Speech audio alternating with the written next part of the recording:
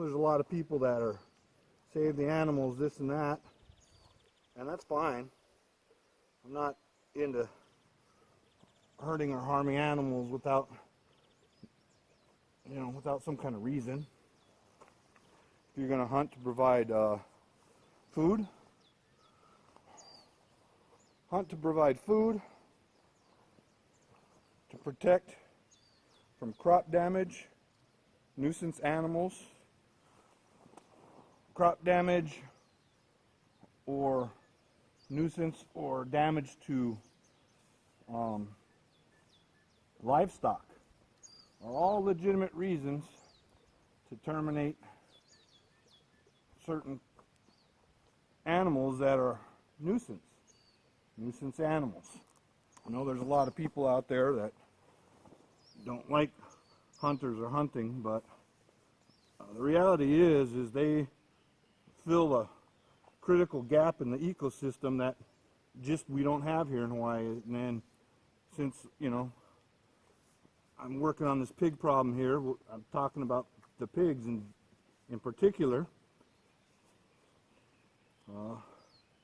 Man becomes that, fills that void in the system that of no natural predator. We become that predator to help keep their populations under control. And some people are like, well, so what? Just let the population get out of control. Well, when animal populations get to be too large, there's not enough food to sustain those animals or those pigs. They'll die of hunger, starvation, and it's a lot more harmful to them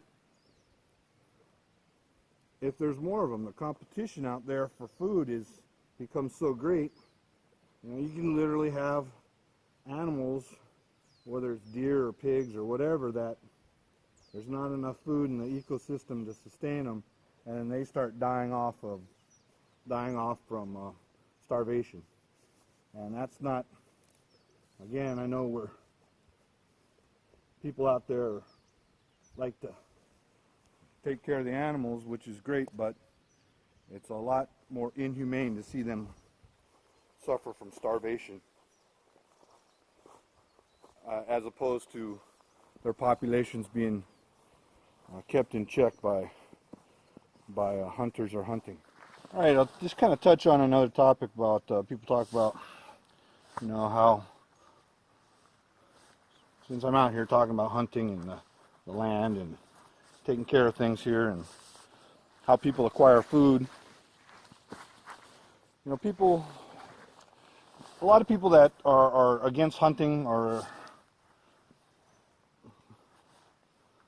that are against hunting, and they just say, well, why do you need to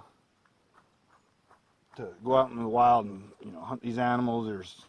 There's food in the stores. You can just go to the grocery store and get your meat there if that's what you want. If you don't understand how some slaughterhouses or how that animal gets to your table, you probably should look into just getting a little bit of education on the process. And then they're herded up and taken to the slaughterhouse, and they end up sometime later on your kitchen table or in your supermarket in a nice wrapped, foil wrap, saran wrap platter.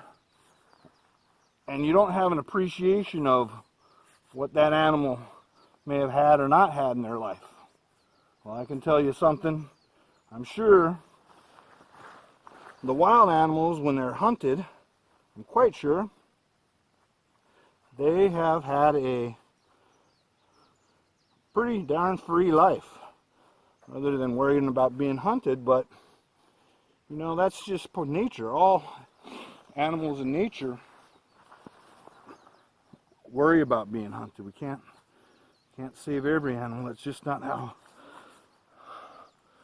it works. And And one thing about hunting that people don't think of is that animal, these wild animals, they have a chance. You know, that's why it's called hunting. It's not called gathering. They have a chance to actually get away and not, you know, end up on the barbecue. Whereas, you know, the cattle that go to the slaughterhouse, it's pretty darn guaranteed what's happening with them. They don't have a chance to run away and get away. So if you think of it in those terms, the animals you're taking out in the wild have lived a healthy wild life. They have the opportunity to live a happy, healthy life, you know, and even to get away from the hunters. Hunters don't get them all. They don't even come close. A lot of people really don't understand that hunters are pretty much the biggest conservationists there are. Yes, we hunt and we hunt, but we also want to take care of the land, and we want to take care of the population of animals, because quite frankly, if you don't do population management, it's just cruel to the animals, because they will suffer. They will suffer if there's just too many animals in one area and not enough food to go around for them. They are going to become very competitive and become more of a problem to humans and to themselves. They'll suffer more. But you'll also find that hunters generally get more involved with, you know, land conservation projects or programs.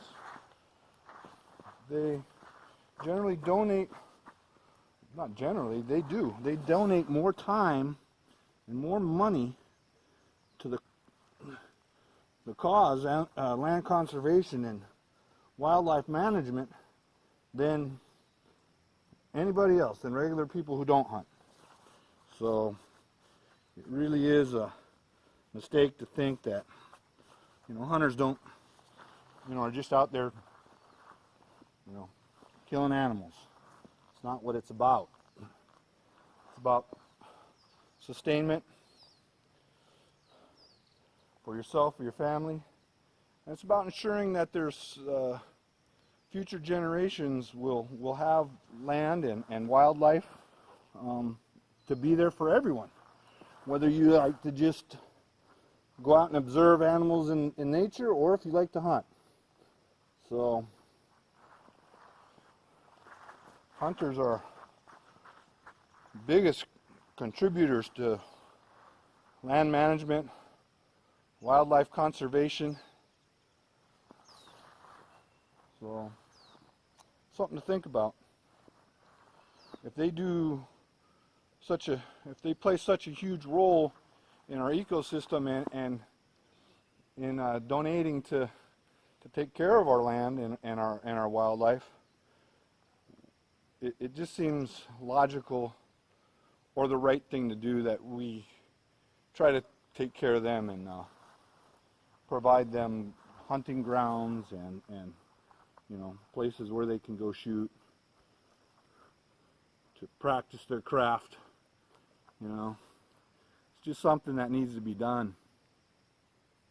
If you really are talking about wanting to be an ethical person and taking care of the land and the animals, then, you know, supporting hunters and hunting is what needs to be done. You know, whatever feelings you have, you need to think more of what would happen if hunters didn't exist.